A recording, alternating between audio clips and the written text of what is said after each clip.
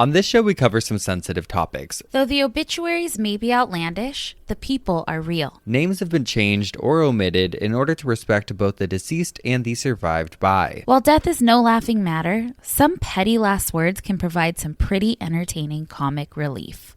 Welcome to Obituary.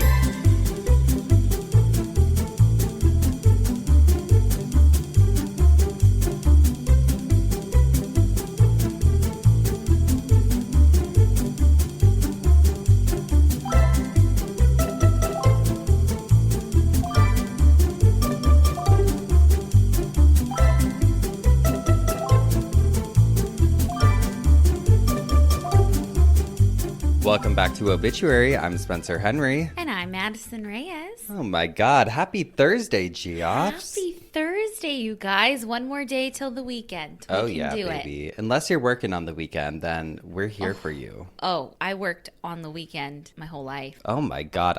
For probably the better part of a decade. No, over a decade, I would say. I had to work every weekend. Same. Holidays. Holidays too. Yeah. We were just working. Worker babes. girls. Oh, I love it. Which was kind of cool because it's like Tuesday and Thursday I could go get my errands done and stuff, not have to do them on the weekends. People would always say that, but I feel like that was just them trying to make me feel better about having to work on the weekend. They'd be like, oh, well, it's nice that you can just on Mondays just go and do whatever you want. Yeah. I'm like, yeah. I guess, but on the weekends when all the fun is happening. I can't be part of it. Yeah.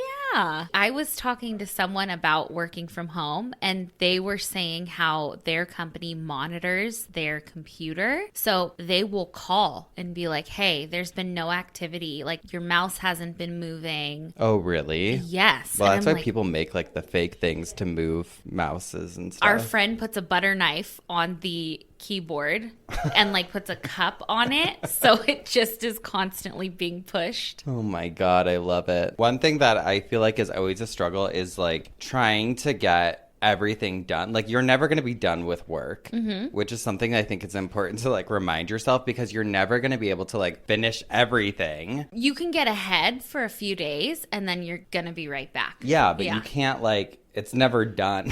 Work is never done. Oh my God. What a hard lesson to learn. Yeah. So this afternoon I was at a spin class. They like stopped me at the end and were like, we need to see you at the desk before you leave. Uh-oh. Why was I running through every scenario in my head? I was like, what did I do? I was staring at this girl's ponytail for a lot of the class because it was like a really crazy ponytail. It was a great ponytail and it was like whipping back and forth. I was like, what if she complained? Like she thought I was just like some creepy guy. And so then I was like, fuck. And then I'm like running in my head. I'm like, what are they going to say? But it turns out I had, you can buy like bulk membership things at this gym. And like afternoon classes are cheaper than regular classes, but I had paid full price. And so they were like, oh, we credited you afternoon class because you overpaid. But I was leading up to it. That's nice. So nice. They're the best there. Yeah. But I was like sweating. I was like, what are they going to tell me? I would be nervous too. Like, oh, fuck, what did I do? Well, I've just been an anxious person lately. Anxiety's just a fucking bitch. It really is. A fucking bitch. I hate her. But something really, really great that Olivia, my sister, told me yesterday that she learned was someone told her the other day that you have to think of anxiety like a cold when it comes on because you're like, okay, when you get a cold, you know you're going to get a cold. You know you're going to get some of the symptoms, but then you also know that it's going to go away. Right. And when you're feeling really anxious, it's so hard to pull yourself out of it. And then you're like, is this just how it is? Is this just how my brain works? Yeah. And so it is nice to think like, okay, this is like, I have a cold right now. Right. I need to treat myself accordingly. Right. And then just wait it out. And honestly, it's going to go away. Probably treat anxiety how you would a cold. Get a lot of rest. Hydrate. Everything else can wait. Yes. It's so annoying. I mean, I know there's a lot of people who can relate, but it's so frustrating because it comes all the time when you don't want it to or when you're least suspecting it, or usually when you have like a lot going on that you're like, this is the worst time for me to be anxious right now. So just think of it like a cold. I love that. I'm going to try and do that next time, which could be any moment here. I have a cold. Yeah. Oh, we should start calling anxiety a cold. Literally, just a cold. I name everything. My therapist has me name every symptom of everything or every type of anxiety that I have or thoughts that I have. We name everything. And what do you name it? Like a person's name? Or? Sometimes. Really? Just depends what it is. Yeah. She's great. There's nothing better. You told me, you called me the other day. You're like, oh, God, I just had to sit in the office and listen to my therapist's like meditation thing she made me, and it helped so much. Yeah. He's going through it. I know. I am.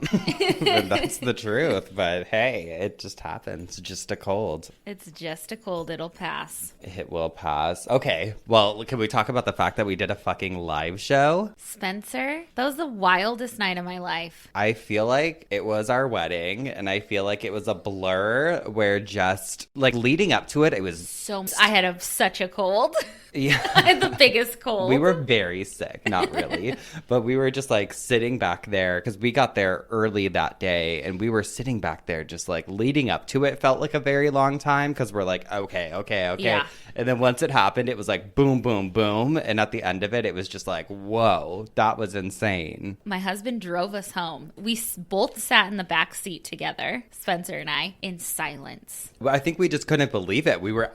I'll speak for myself. I was overwhelmed. I was like, oh my God, that was insane. Insane. We like both got teary. We both were just like, what the fuck? We're teary from the minute we walked into the venue and it was empty 4 hours before the show, and we went into our green room and they brought us a fruit platter. Oh, we were like, oh my God, a fruit platter for us? Are you kidding? We were like, thank you so much. Is there anything we can do for you? Yeah, we can wash some dishes back there. We can help with whatever. And it sounds like, I feel like it like sounds kind of cringy, but it's like, we're just not ones to play it cool. We're never going to sit here and be like, thanks for a killer show, you guys. It was so good. Bye. Yeah, absolutely. We were geeking out. We were like, this is fucking sick. Hell yeah, it was crazy. And everybody was so cool and nice. I hosted the next night because some of my family was in town for it. I had some people over and some friends that came from out of town, and Madison and the dogs. Everyone came to my house, and my sister asked, she's like, what was your guys' like favorite part of last night? And I think both of us were just like, getting to meet everyone was just so cool. I know it was kind of, they were moving through people quick, but just like getting to be face to face with you guys is so just amazing. It was heartwarming, and I know that's so cheesy to say, but it was literally like, oh my gosh, because we're so removed in a sense. 100%. Just being in the office, recording, and then putting it out. And then, yes, we get to talk to you guys on social media, but like being face to face, it's like, oh my gosh. Different. I think we're both very excited to potentially see more of you in the near future. So just keep your eyes peeled. Yeah, keep them peeled. Keep them peeled. I don't know what I think I was going to try to say something like, yeah, and I said, no. Okay, but two things. Now I'm going to go into my apology tour before we move on. So we had a girl come up to us at the meet and greet. So cute, so nice. And she was talking to us, and she was like, I have to tell you, my cousin was a dumbass criminal on your show. We were like, oh my God. I mean, listen, these are wild headlines. We read wild headlines. That was just a wild connection. But she actually was like, I'm going to send you guys an email. She was so nice, but she was like, I'm going to send you guys an email after. And so she did. So I want to read the email. Oh my gosh. The subject line says, my cousin was the dumbass criminal. And she said, hey, Spencer, Madison, Hot Dog, Doris, and Desi. Oh my God, your Irvine show was fire. She wrote, my husband Mike and I were laughing so hard the entire time. You both did such a great job, and we hope we can make it to another show in the future. Please. Your outfits were also so appropriate, and I loved them. I plan to also purchase a $20 Amazon hoop skirt costume for the next show. That is incredible. I love it. I was also so stoked that you both did the meet and greet. I know that I was incredibly awkward and sounded crazy, but I was so excited to meet you both and almost cried. Not at all. We were like the same way. I feel like we were the weird ones. Oh, we looked back at pictures. Oh my gosh, we were so happy. I was so happy the whole time. You both made me feel so comfortable, and that is why I decided to blurt out how I was related to one of your dumbass criminals that you covered in episode 55, Oh Bitch, Get the Plunger. As promised at the meet and greet, here is an update on My Butt Just Farted, which was the name. My cousin Melinda, or Mindy as my family calls her, has unfortunately had some struggles that have been difficult to overcome, which have been compounded by years of mental illness and substance abuse. I am originally from Texas, but I moved to Southern California many years ago. My mother came to visit us and confided in me about Mindy going viral for something really bad, but couldn't tell me. Fearing that maybe she was arrested for something like assault or worse, I hurriedly Googled my cousin's name, only to find out that she was arrested for giving a false name and trespassing. I was so relieved when I discovered that that was all. Apparently, I didn't think too much of it because I never even told my sister about it and forgot about it altogether. Fast forward to discovering Obituary. Oh no. I know. And listening to episode 55 a few weeks back when I'm laughing my ass off at Madison's dumbass criminal and Spencer starts to share about a Florida woman arrested at a gas station for telling police officers that her name was My Butt Just Farted. I was cleaning my stovetop and my mouth dropped onto my kitchen counter. Oh, no. So as I mentioned at the meet and greet, Mindy is doing much better. She has received help and has been sober for 5 months. Good job, Mindy. We love it. And my mom was told by Mindy's stepmother that she is trying to get her life back together. I'm so happy for her and hope she can stay sober this time. I know she is trying her best and I am proud of her. So girlies, that is my relation to a dumbass criminal. The segment is one of my favorites on your show and I look forward to Cult Leader and Obituary every week. I'm a cult babe and a Geoff by way of Morbid. Thanks, Morbid. So I'm also a weirdo. Mike and I think you both are the fucking best and can't wait to meet up again. Take care. And I included the pics we took together, including both of you looking mortified when I said my cousin was My Butt Just Farted. It's my favorite. Wait, I need to see the pictures. Look. We are mortified.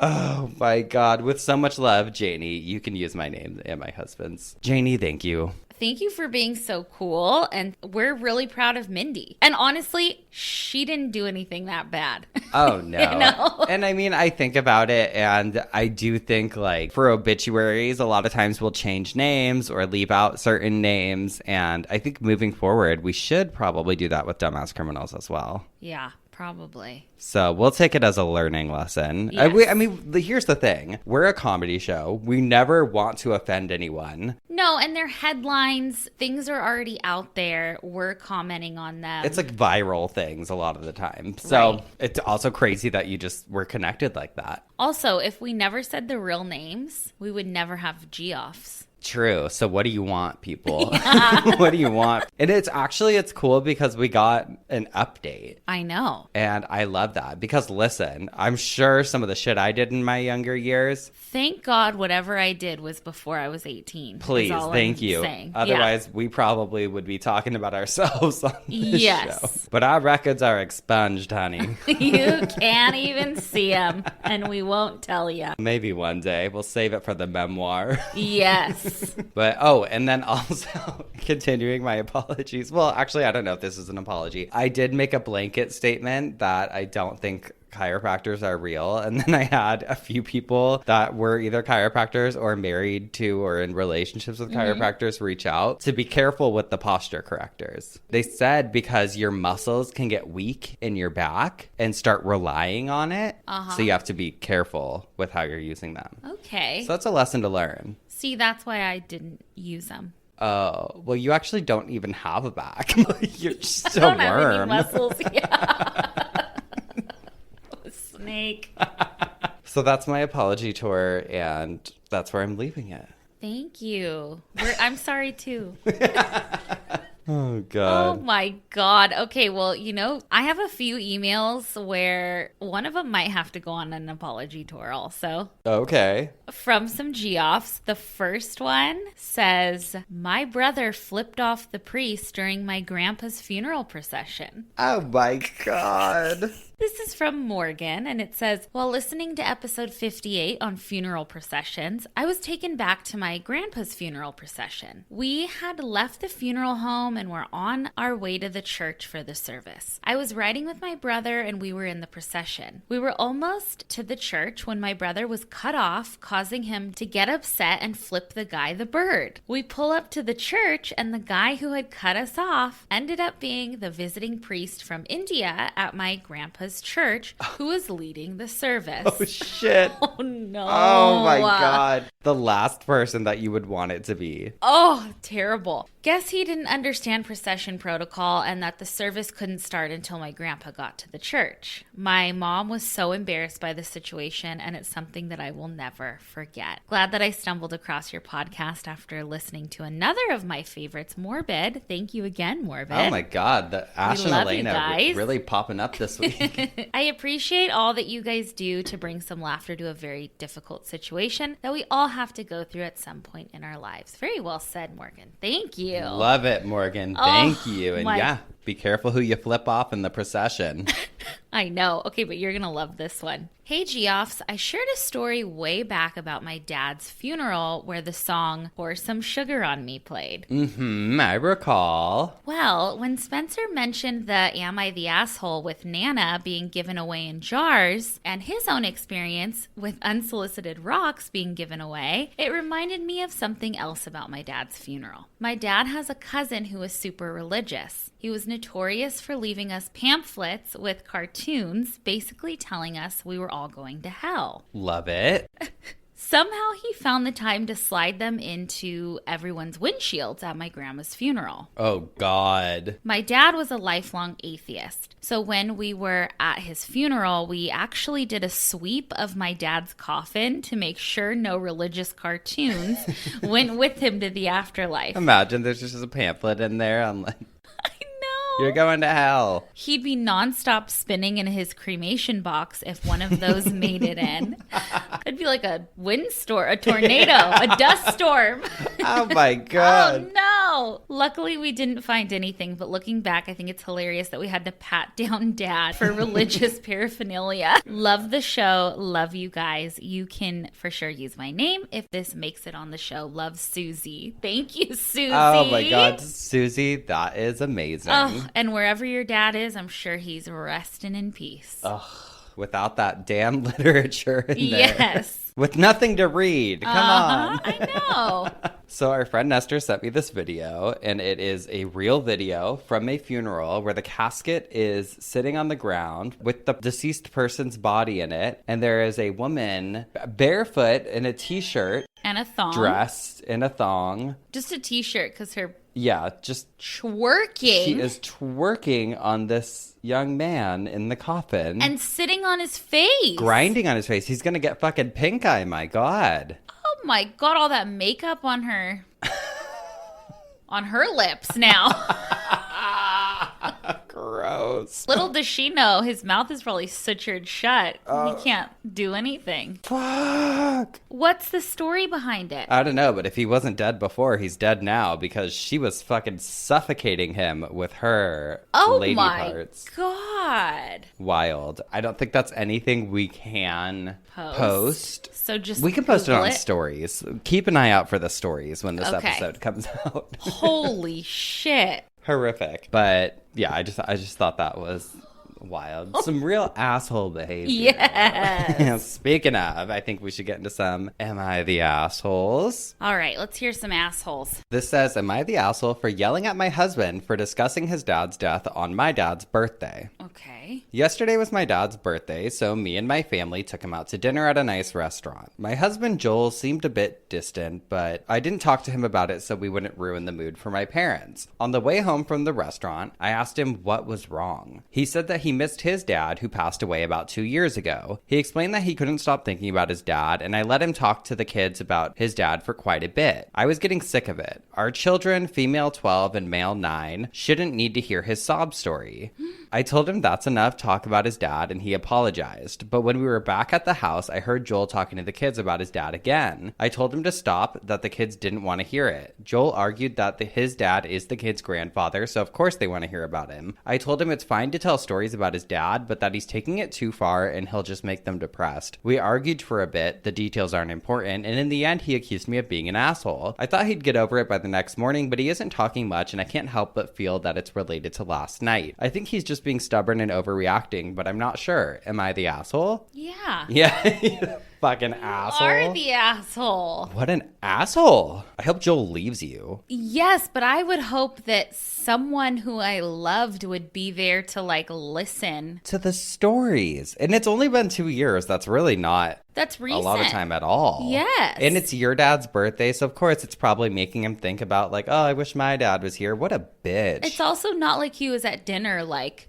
you know, like your dad had the dinner. Your dad doesn't know that he's just talking about his dad. Like, it makes me feel sick that Joel had to even apologize for talking about it. I know. What a dick. Wow. Not him, her. Asshole. Yeah, you need to let him process it however he needs to process it. You need to go be in a relationship with another robot is what you need to do, man. Right. There's no heart in there. If the roles were reversed. Oh, wait till her dad dies. And then she's going to want to be like, I want to talk about it. And he's going to be like, I don't want the kids to be You're depressed. bringing the mood down. Yeah. Wow. Dumbass. What was she voted? Asshole. Yeah. This one says, am I the asshole for my reaction when my husband asked about dinner after I gave him the news of my mother's death?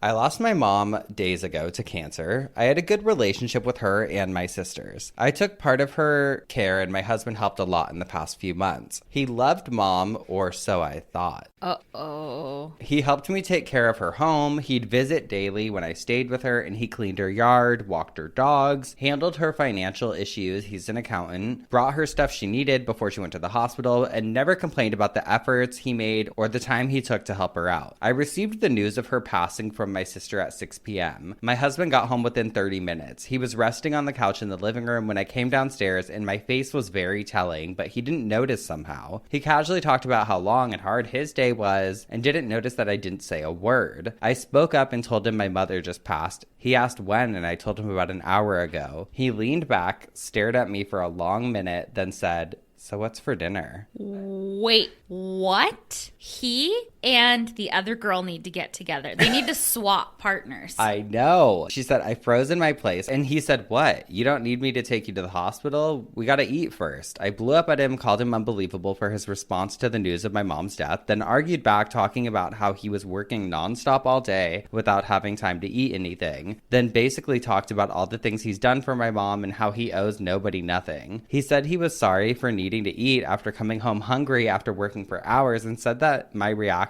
and lashing out was misplaced and unfair. Holy fuck. What is up with these stupid bitches? I stormed off upstairs and got ready to go meet my sister, and he wanted me to wait till he ate something, but I refused to speak to him and left. I stayed with my sister after the funeral. He came to try and talk to me, but I felt I wasn't ready. My sister was confused, saying no matter what his response was to the news, my husband doesn't deserve this treatment from me after he had helped me out, so I should try and work it out with him, but I told her to stay out of it. Yeah, stay out of it, sister. From the circumstances, here's what I think happened. This is my view. I think that her mom was probably sick for a long time, and so it probably didn't hit as like so much of like a sudden like, or like it was a relief in a way. Not that it's a relief for anyone to ever die. Well, I think it just wasn't a sudden thing where you would get the response of like, what the fuck, like what happened? Like maybe she had been on hospice for a while, or maybe she had just been like, they knew it was coming. Maybe that's why he treated it more casually. It doesn't excuse it whatsoever, but I feel like that was the scenario. Either way, doesn't excuse it. That's horrible. Because she still feels like, I just found out my mom died. Who in their right mind would ever just sit back and say, okay, what's for dinner? A loser. Wow. Selfish. Wow. Selfish. Husband's definitely the asshole. These were both very obvious, but I just wanted to They talk make me about mad. them. I know. God. God. Oh, I need a break after that. Let's take one, Spence. Let's go find those maniacs. Hunt them down. No, let's go find the other spouses and listen to their stories and tell them that we're sorry. That's who I want to be together. I want the woman from this one and Joel, the husband from the first one, to end up together. Me too. Let's make it happen, people. Anyone related? Two assholes can just destroy each other. This anyone's cousin? Sound familiar? I know. Let us know. Set them up. You never know who's listening. Oh my God. We'll be right back. And we're back. I'm up first this week. Madison, did you bring us a little side bitch action? I sure did. So I found an old newspaper clipping of a death notice. It says, mysterious death of a stableman. It's fucking graphic. Again. I love a death notice. You already know this. I'm hanging on the edge of my seat. This is from, I believe, the 40s or 50s. San Luis Obispo, June 23rd. Stuart Leitner was found unconscious in a stable belonging to a local dairy this morning with his head crushed. It is thought he was feeding the horses through the elevated crib, which broke, knocking him beneath the frightened animal's hooves. Oh, shit. He died 3 hours after being found. Damn. Holy shit. Graphic. I'm just getting flashbacks to a couple of episodes ago when that girl sent in the obituary for her grandpa. I know, hanging himself. In the stable. Oh, Wasn't it in a stable or barn or something? Oh my God. Terrible. Horrible. What do you think that would say today if it were printed? No details. It would be like, I don't even think it would make it to the paper with how horrifying the news is these days. That's like light. Yeah. Yeah. If it was going to be, it would be like, body of a man. Body of a man found. I think it would have said like injuries believed to have been caused from freak accident where crib fell, whatever. Not just he was found with his head crushed. No, never. God. They kept it real back then. They kept it blunt. They kept it honest. And that's what we're here to do. They really did. Well, should we get some coffin spinning here? Okay, I'm going to give it a good push. We're spinning. We're spinning, babe. Oh, say, can you see, my girly? Oh, okay. I am getting patriotic with my coffin spinner this week. Put your hand over your chest. As America's sweetheart, I figured who better than me to discuss the bizarre deaths of U.S. presidents. America's sweetheart. All right, let's hear about the president. Okay, well, in all seriousness, I went down a rabbit hole and I was shocked when I learned some of these facts, and it'll definitely end up probably being a two-parter one day because there's just so much to choose from, but there is so much weird shit around the deaths of some of the presidents. Really? Yeah, and I was thinking of it, I'm like, why did we never learn about this? I'm like, they wouldn't teach this kind of stuff in school. No, they're teaching light fake. And fake. Like George Washington cut down trees. God. Okay, so we're going to actually start with the 5th president of the United States, James Monroe, who ironically died on the 4th of July, July 4th, 1831, from tuberculosis, which was pretty common at the time. But I learned that he had initially been buried in a family plot in New York City, but 27 years later, his body was exhumed and it was moved to the President's Circle at the Hollywood Cemetery in Richmond, Virginia. And it was a star-studded spectacle. Abraham Lincoln even assisted with the funeral arrangements. And did you know that 2 other presidents have also died on the 4th of July? Who? Thomas Jefferson and John Adams both passed away on July 4th. Wow. Kind of ironic, I think. You think it's real? Yeah, I mean, that's proven. Oh, also, I found out that James Monroe was only 5'4" and 100 pounds. Like a short king. Jockey. Short king. Just a little guy. Okay. There was nothing too peculiar about the 7th president, Andrew Jackson's death, but I did learn that he had a lifelong cough because of a musket ball that was lodged in his lung. What? Yeah. How did that get there? Lived his whole life with it. I mean, clearly some sort of incident. And he also, I loved this, apparently cursed like a sailor. So as a result, so did his pet parrot. And this caused a lot of problems, including the parrot having to be removed from his funeral ceremony for cursing too much during the proceedings. Which I just love because that was like, even back then, it was a very formal, this is the president, somber, and there's a parrot like, fuck you. Fuck you. Fuck you. I loved it. William Henry Harrison was the first. Bitch, I gotta be honest. I don't know who any of these people are. I'm like, I know like James Monroe and John Adams and Thomas Jefferson, of course, but I was like... Hudson who? William Harrison. I'm like, wasn't that the guy from fucking Cheers who was bald?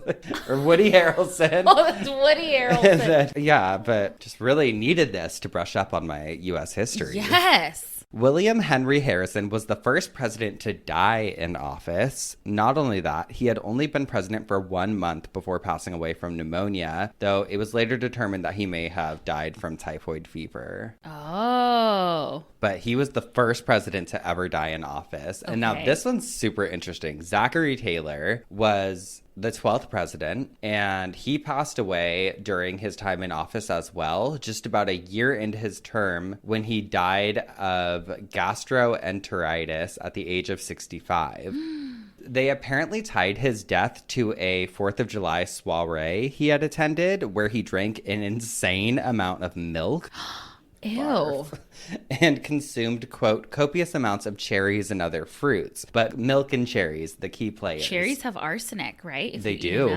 They do. Immediately after leaving this July 4th event, he started getting these really bad stomach pains, and he passed away 5 days later on July 9th of 1850. Otherwise, he would have been like one of the other three. Oh my God, we are just over here. Like, I have stomach pains all the time. Just ignore him. Yeah. But this actually his death led to some pretty wild conspiracy theories, like for long after that he had been poisoned, because he was opposed to legalizing slavery in Western territories at the time. So he had made a lot of enemies. Okay. And so people were like, oh, maybe these people who wanted slavery to be incorporated poisoned him. Grunge.com actually posted an article about it and said it was such a prominent conspiracy. Just to find out for once and for all, in 1991, the body of Zachary Taylor was exhumed, and after lots of scientific tests, it turned out there was no poison. Kentucky's chief medical examiner explained that they found evidence of a myriad of natural diseases which could have produced the symptoms of gastroenteritis. And he was 65? Uh-huh. Okay, so that sounds reasonable. It says anyone who is still desperate to hold on to the conspiracy can use the fact that the test did find some arsenic in Taylor's body, but it was a super low amount, which they determined was naturally occurring. So I don't even think it had to do with the cherries. Apparently our bodies just produce, like, there's a little bit of arsenic in everyone. Really? Yeah, apparently. Allegedly. Or maybe the wallpaper in the Oval Office. Who knows? You know? It was wild, though. But all of this stuff, I'm like, I never knew. Yeah. I never knew. Okay, but that same article spilled some major tea on Abraham Lincoln. Tall boy. Like, we all know what happened with his death, right? He was assassinated in 1865 when he was just 56 years old. Well, did you know that due to the lack of mass media at the time, they decided to bring his body on tour? You knew this? Yes. Well, for those of you who didn't, they were like, well, we got to prove it somehow, like that he's actually dead. So after his body was embalmed, which we've talked about was a newer concept at the time, it was started just barely prior to this for soldiers being embalmed so they could be returned home to their families. After they embalmed Abraham Lincoln, his body traveled via train to 13 different states in an unsealed coffin. Now, again, embalming was a newer concept, so the embalmer actually had to travel with him and every few days would re-embalm his corpse. Wow. His body went through a lot. I don't know if you talked about it in Body Snatching or not, but apparently his corpse was kidnapped and held for ransom in 1876 by a group of counterfeiters from Chicago, but eventually it was returned. He probably looked plump. Oh, just filled to the gods. Yes. Love it. Next up, we have the 29th president, Warren G. Warren G? Yeah. Did you know? Warren G. Harding, who passed away on August 23rd of 1923 in San Francisco, California. But the details surrounding his death led many to think that a moida may have occurred. He had apparently been feeling ill, but was in the middle of doing like a nationwide press tour when he suddenly dropped dead in his hotel room in San Francisco. His wife, Florence, opted out of an autopsy and demanded that he be embalmed immediately, which is where the suspicion comes in. Yeah, that's a little... Well, Warren G. had a hard time keeping it in his pants. So many think that Florence poisoned him after just getting sick of his bullshit. Oh. Which is why she was so adamant that he be embalmed immediately with no autopsy. Okay. Mm-hmm. And we're going to end with Ronald Reagan, whose body also did some traveling after he passed away. He died on June 5th of 2004 from Alzheimer's disease, and his body was taken from where he lived in Bel Air to Santa Monica first to be prepared for burial. He was then displayed at the Ronald Reagan Public Library in Simi Valley for a brief period, then flown out to Washington, D.C., and then finally brought back and buried at the library in California. God, let him rest. Made his rounds. I know. I'm like, you're fucking tired. My God, if we were laying there and someone's like, we gotta go to this place, I'd be like, oh, please. What do you think I died for? You ever heard of Rest in Peace? My God. I stumbled upon an article from the San Francisco Gate that was actually kind of cool because it was a write-up on his mortician. Oh. Which, like, it was an interesting perspective to get. It says, quote, on Saturday night, hours after the former president was transported to a Santa Monica funeral home, Bob Bodiger went to work. He had trained for this day all his life since deciding as a teenager that he would be a funeral director. With Secret Service agents outside the door, he began to care for a man he respected in life and was now responsible for in death. Bodiger, stout and watchful, would do far more than prepare the president's body for burial. He organized the paperwork, helped the family select an appropriate casket, worked with a dozen security agencies, drove the hearse in a miles-long procession, even pressed the American flag that drapes the coffin. Wow. This ordinary citizen was called on to manage an extraordinary event that will culminate Friday, this came out in 2004, right afterwards, with the sunset burial in Simi Valley of the nation's 40th president. In interviews at the funeral home and the Ronald Reagan Presidential Library earlier this week, Bodiger, 59, had tears in his eyes as he talked about the honor of a lifetime. Preparations for the state funeral, the first since Lyndon Johnson's in 1973, have been in the works for 2 decades. Bodiger, a specialist in his field, has known for some time he would oversee Reagan's funeral services on the West Coast. He lives in Texas and works for a company that assists the government in high-level funerals. He couldn't have known, though, how it would feel to be in a room alone with a man he had revered, a man who rose from humble roots to world leader, how it would look to drive the presidential hearse along a freeway and watch as red flower petals fluttered towards him, dropped from crowds on overpasses, and how he would alternate between experienced undertaker and unflappable diplomat. Wow. Bodiger was at home in Houston with his wife when he got a call from the Reagan family representative telling him to get on the next plane to Los Angeles. When he arrived at the Gates, Kingsley, and Gates funeral home later in the day, the former president's body was already there. Reagan had died at home in Bel Air around 1 p.m. He was 93 and had battled Alzheimer's for a decade. Bodiger is director of special projects for the Houston-based Service Corps International and regularly works with the U.S. Army and Military Division of Washington, which, among other things, oversees Arlington National Cemetery, which is beautiful, and organizes political funerals. He selected a team of 6 colleagues to assist him in Santa Monica. And the article continues on and goes into more detail, talks about the whole event, and it's linked in our sources, as always, for anyone who wants to know more. But I just thought it was so fascinating to hear. Like, it gave me like a very chilled feeling of him being in this quiet room with a dead president's body. I know. I thought about me at the Wax Museum. Like,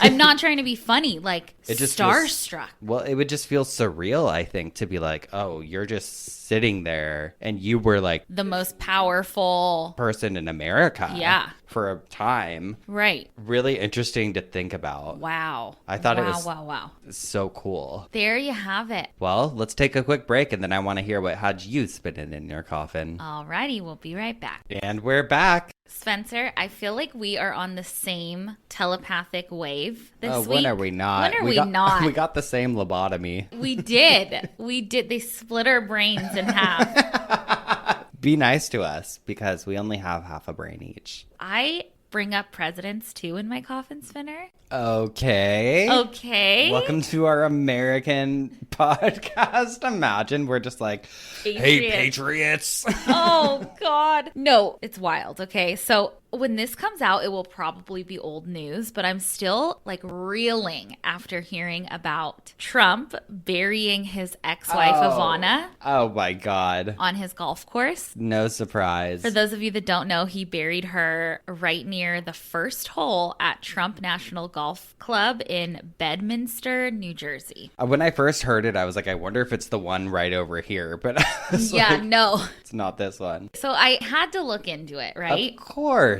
All of the articles I was reading was talking about how the Trump family could have done it for tax reasons. And I was like, well, what does that mean, right? So I read one article that talked about how he originally wanted to build a mausoleum on that golf course property, but didn't. I guess he like filed all the paperwork, but the city was like, absolutely not. Oh, I was like, why didn't he do it? Yeah. And then I found an article on MSN.com that says, quote, a 2014 tax filing first reported by ProPublica showed an entity called the Trump Family Trust planned to maintain and operate a nonprofit cemetery in Bedminster. And according to the Washington Post, the former president has already lessened his tax burden on the property by previously designating the site as a farm because some of the trees on the property are turned into mulch for flower beds. So he was just looking to get it like a tax write-off. Yes, because I guess if you have a cemetery, it's nonprofit or you get like a tax thing. He would. So, I mean... You can't put a mausoleum in for the wrong reason. No, but we will learn in my coffin spinner how similar a cemetery and a golf course are and how many are combined. You know, I grew up going to golf camp. You did? Yes, I had a little Tiger Woods towel on my golf bag. No. I did. God, we should start golfing. Why not? Why not? So, who knows? Whatever the Trump family's reasons were for burying that poor woman on the golf course, the first hole, it really got me thinking, is there anyone else buried on the golf course? Are there golf course cemeteries? Do people die playing golf? So I started researching. And really quick, I mean, since you're a golfer, I don't know if you know what a fairway is. Yes. There's not like a specific definition for fairway. There were a couple different ones. According to liveabout.com, a fairway is the ideal landing area for shots off the tee and is the pathway that leads the golfer from the starting point of the hole, the teeing ground, to the end point. It's like where you ride your golf cart along. I guess. Yeah. Okay. Just remember that because that word's going to be coming up a lot. Now let's look at some cemeteries / golf courses. We're probably going to have a part 2 or 3 because there's so many, but here's some interesting ones. All right.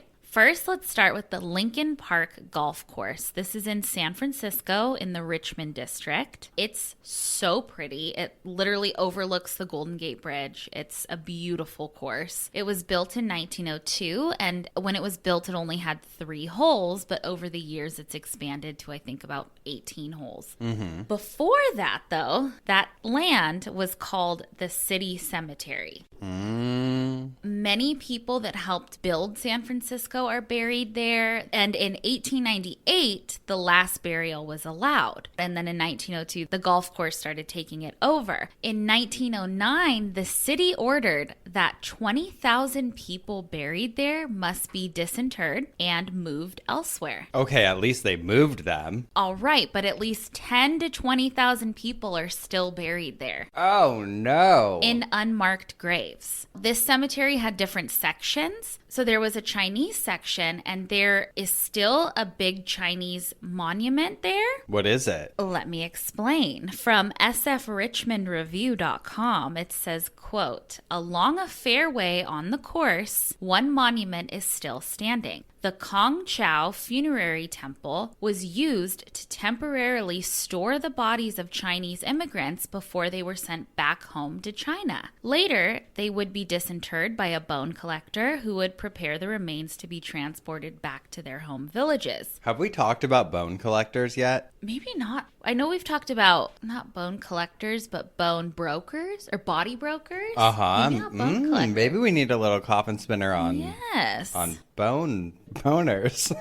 Boners, yes. The article goes on to say the Chinese section of City Cemetery was an occasion for religious rites that included prayer, the burning of incense, food offerings of roast pig, and the burning of symbolic paper money and clothes for the deceased journey into the afterlife. The funerary monument in Lincoln Park is the last remaining structure designated to hold these ceremonies. And then on another fairway, there's another monument for like the sailors section that are buried there. Okay. So the city's trying to make it a historic landmark because it's sacred ground, but people are just, you can walk up to the landmark, you can golf around it, it's in between a fairway, and you're just golfing on people. Crazy.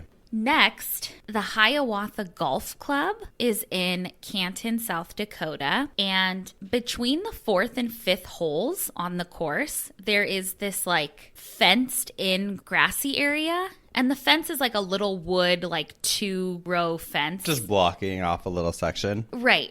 And it does look odd. Like I looked through a bunch of pictures and it's like these rolling green hills and stuff, like a regular golf course, and then just this little square. Uh-huh. Well, inside of it lie almost 130 native people that were buried there. Oh, fuck. And the fence wasn't installed until 1992, by the way. And the golf course is already up and running for years. What is that, their way of commemorating? Like, oh, we built this little fence. We put this little fence around. None of the graves are marked. There is like a plaque thing on a rock that has like the names listed out of all of the people buried there. I was reading about all of it on nativenews.com, and they wrote about how the golf course doesn't even mention the cemetery located on the course and just says like, oh, it's a beautiful course, has beautiful scenery, like nothing to commemorate it, right? Jesus. Well, those bodies that are buried there were all patients from the Canton Native Asylum, or also known as the Hiawatha Insane Asylum. There were like a couple different names that I heard it was called. This was the only asylum in the whole United States for Native Americans. I guess a superintendent of the asylum was able to set aside some land near the asylum to use to bury these people. Also from Native News, it says, while labeled an insane asylum, the vast majority of those sent to Hiawatha did not suffer from mental illness, but rather had difficulty adjusting from their tribal culture to American life. God. Indian agents called them troublemakers, still practicing their traditional ceremonies, or labeled them uncooperative towards authorities. The typical inmate did not speak English. Therefore, the staff could not properly communicate with them. Now, there's so much fucked up history about this place. It would be an hour-long episode if I told you guys everything, but the asylum was operating for about 31 years and had 27 investigations done because there were reports of abuse, terrible living conditions, mistreatment. Also, there were approximately 4 deaths per month that would take place there. Kiloland.com, I feel like, explains it the best. They say, quote, "It's not an insane asylum, it's a prison. People are shackled to beds with chamber pots, even though it was state-of-the-art with toilets and running water. The place was caked in soot. People were lying in their feces, maggots crawling on them." Heartbreaking, and just another horrible thing that we've done to Indigenous people.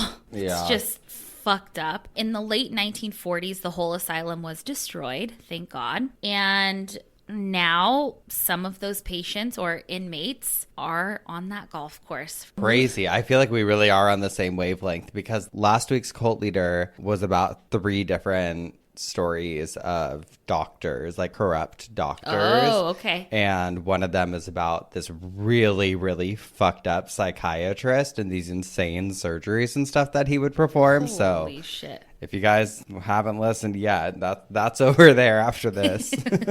We got all bases covered. I know. All right, now next, let's move on to the Bellarive County Club. This is in St. Louis, Missouri. This country club has a huge golf course, but it also has not 1, but 2 cemeteries on it. The first is on the first fairway of the golf course. The graves are unmarked there, and they don't know who is buried under there, but people drive over it, walk over it, golf on it. The second cemetery actually has a name, and it's called the Hibbler Fitzgerald Cemetery. Now, there was a man named Samuel Hibbler who started this cemetery in 1845. Okay. The last person who was buried there was buried in 1921, and the golf course wasn't moved to that location until 1955, and the country club actually takes really great care of it and keeps it manicured and has like stones all around it. It's a small cemetery. There's only about 14 people buried there, but there's headstones. It's well manicured, taken care of.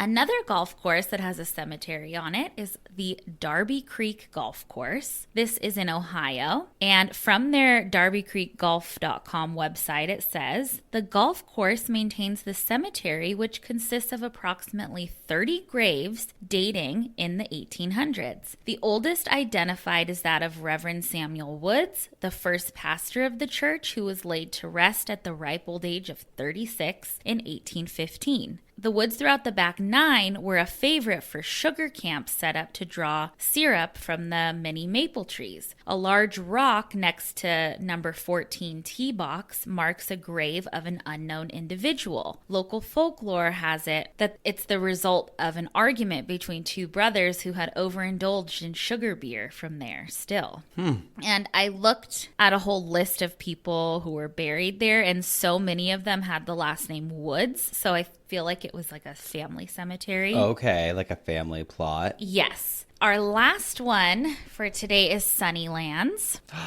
In Palm Springs? Yes, in Palm Springs. Walter and Lenora Annenberg built this huge, beautiful 200 to 300 acre winter home. They were super rich. Walter was an investor, a businessman, a socialite. He created the TV Guide magazines, 17 magazines, American Bandstand, the TV show. He was also a really huge political guy, and he was at one point the ambassador to the United Kingdom. He had the presidents come every New Year's and play golf on. They have a private golf course there, they have a which private. I'm sure you're going to talk about. Yes. Shut the fuck up.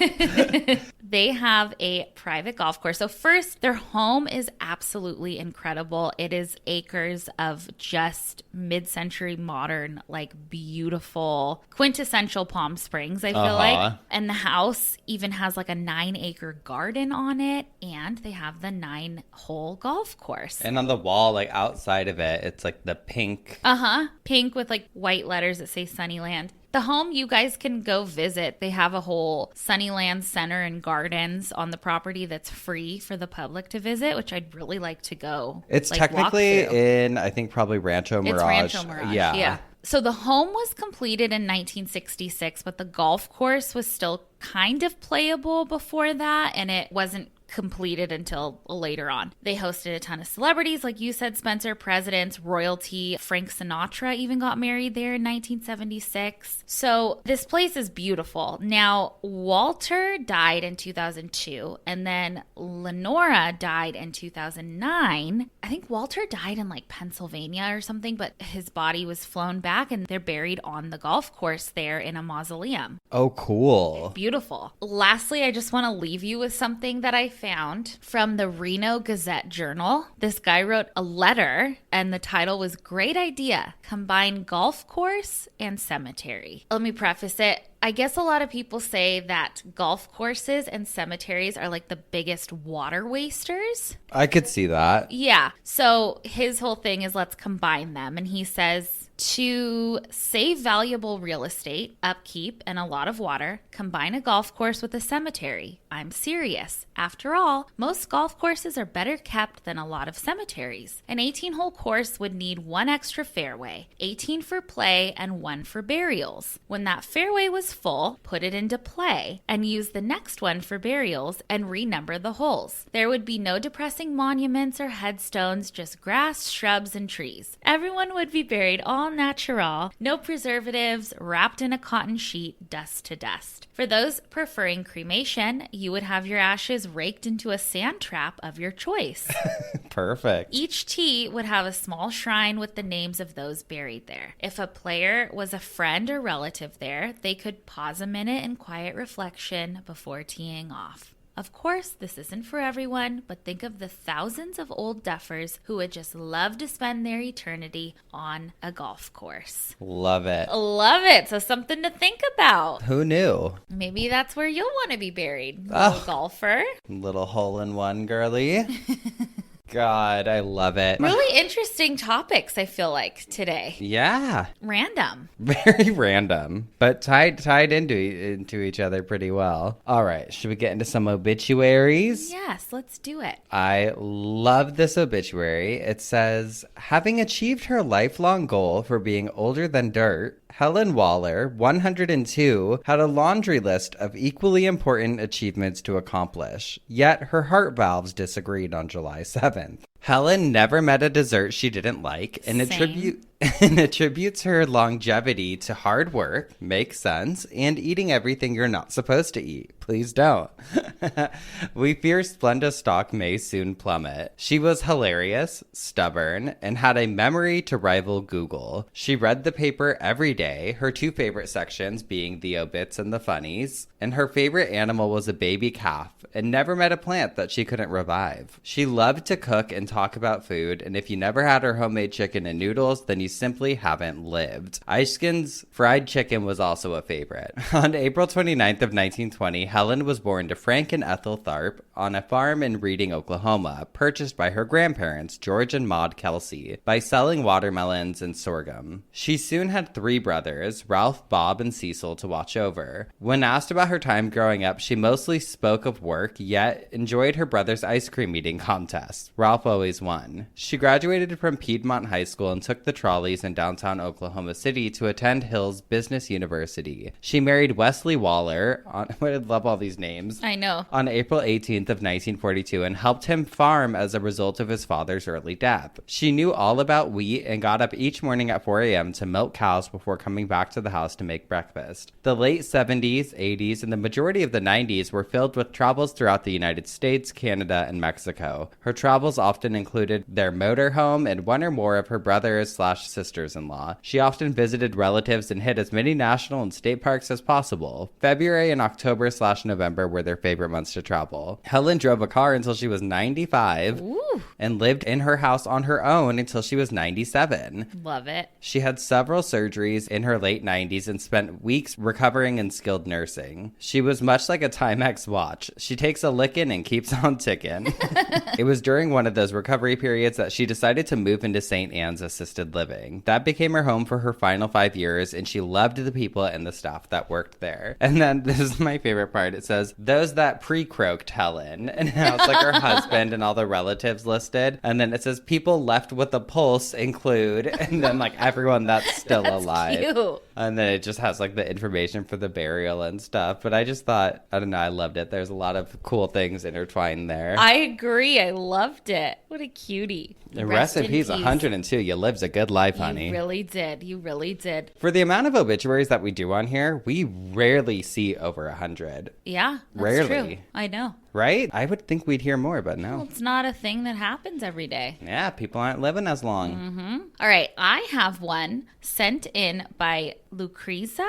If I'm butchering your name, I apologize. I feel like a lot of my childhood was I Love Lucy and Married with Children. Uh-huh. We always watched Married with Children. So this is an obituary for Al Bundy. This person wrote it. It says, Al Touchdown Bundy. Great Caesar's Ghost. On July 30th of 2022, Al Shoehorn Bundy, 74, of Polk County, Chicago, begrudgingly shuffled on to the next life. Al is best remembered for scoring 4 touchdowns in a single game as the starting fullback of the Polk High Panthers football team during the high school city championship of 1966. Not that he would ever let anyone forget. As a veteran, he bravely served his country in the Army National Reserves during the Great Chicago Garbage Strike of 1998, earning him the prestigious Golden Dumpster Award for his valiant actions. Al was a simple yet resilient man whose hobbies included bowling, winning fistfights, and running get-rich-quick scams with his family. He was a walking encyclopedia of sports trivia knowledge and could often be found on the couch with his right hand firmly tucked into his pants as he watched the game. Despite loathing his job at Gary's Shoes and Accessories, where he began employment straight out of high school, he always enjoyed the opportunity it gave him to escape from his wife's persistent nagging whenever he could. Al is survived by his wife, Peggy Wanker Bundy, children Kelly and Bud Bundy, and the love of his life, his 1971 Dodge Demon. Oh, yeah. They will deeply miss his charming sleazeball personality and do-it-yourself attitude. Al loved and treasured his family deeply and always stood by them, even if it meant making sacrifices for their happiness. Although he is truly gone from this world, his cone of smell will remain permanently trapped in their hearts and nostrils forever. Family and friends, with the exception of his arch nemesis, Marcy Darcy, are welcomed at the Am I Gone funeral home, 534 Stinkfoot Road, Polk County, Chicago, for his visitation and service, which will be held on August 8th of 2022 at 1 p.m., followed by a private graveside committal service at the Dump and Go Cemetery. God. I love Al Bundy. I love it. Thank you for sending that in. So funny. We've spun in our coffins. We've bitched our obituaries. And now it's time for some dumb.ass.criminalllllls. Let's do it. Okay, so I love mine. I'll show you their mugshots afterwards. Some shit went down at a Taco Bell in Florida. Okay. So there's this couple there, Suzanne Hurlvert, who's 51. Hurlvert and her husband Carl began arguing over his alcoholism. Oh. So they're getting in a fight at Taco Bell. They're going for it. Things eventually get real heated, and Suzanne starts beating the shit out of Carl with a Taco Bell burrito supreme. Oh my God. She is just relentless, just hitting him over and over with the Taco Bell burrito supreme. And in retaliation, he stands up and stabs her with a fork. Both of them flee the scene, which I'm just like, imagine that going down. You're just trying to have your fucking beating crunch wrap, and someone's just beating the shit out of someone. Shit. A sight to see. Stabs her with the fork. They leave, and police track them down. They're just throwing back drinks at the local bar. Oh, please. She's an enabler. They were over it. They're like, all right. It's okay. Fine. They both got booked on various battery charges, and that's it. That's what happened. Oh, God bless them. Little Taco Bell beatdown. Yes. Well, sticking with the food theme, I have Linda Anders. Now, this article that came out about this was on my birthday of this year, so I just felt like I had to do it. Like a birthday present. Yes. So Linda lived in Carterville, Illinois. She was 41 years old, and she loved spaghetti. Who doesn't? My God. She loved it so much that she always participated in the Carterville's annual spaghetti cook-off. And she's attended the last 12 years. She was determined, though, this year to get first place because the highest she had gotten was only second place ever. So she's like, I'm gunning for the first place, right? So she was a spaghetti lover by night, but a morgue assistant by day. Oh. This year, she whips up a big batch of spaghetti for the cook-off and brings it, and people fucking loved it. Like, the judges kept going back for more and more. They just loved it. Until someone realized that there was like a big, weird-looking ball on the plate, and it wasn't a meatball. It ended up being a prosthetic ball because Linda's fucking secret ingredient was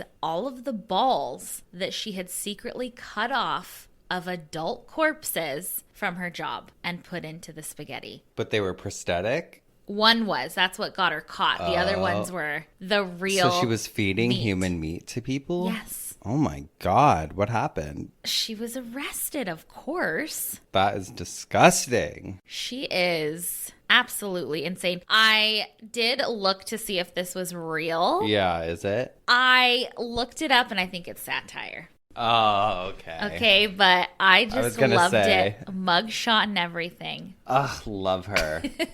She said, I got a special ingredient for you. Oh, God. You know how people used to put like ingredients on their tombstones? Or some people did that? Imagine hers. Yes. Put little balls. The shock of your life. What a dumbass. What a dumbass. Oh my God. Well, we do have some P.O. Box stuff we want to open next week. Yes, we finally will. Because we finally have time to next week. Yes. That is it for this week. If you have stuff you want to send us, you can send it to Spencer Henry and Madison Reyes, P.O. Box 18149, Long Beach, California 90807. You can follow along on Twitter, Instagram at obituarypod. Write to us, obitpod@gmail.com. And you can get a cameo from us. They are back up. Cameos are back, babes. We finally are back up and running. Yes. Normal schedules, everything. We're back. Love it. Back and badder than ever. Oh, yeah. We'll see you guys next time for some more coffin spinners, obituaries, and dumb ass criminals.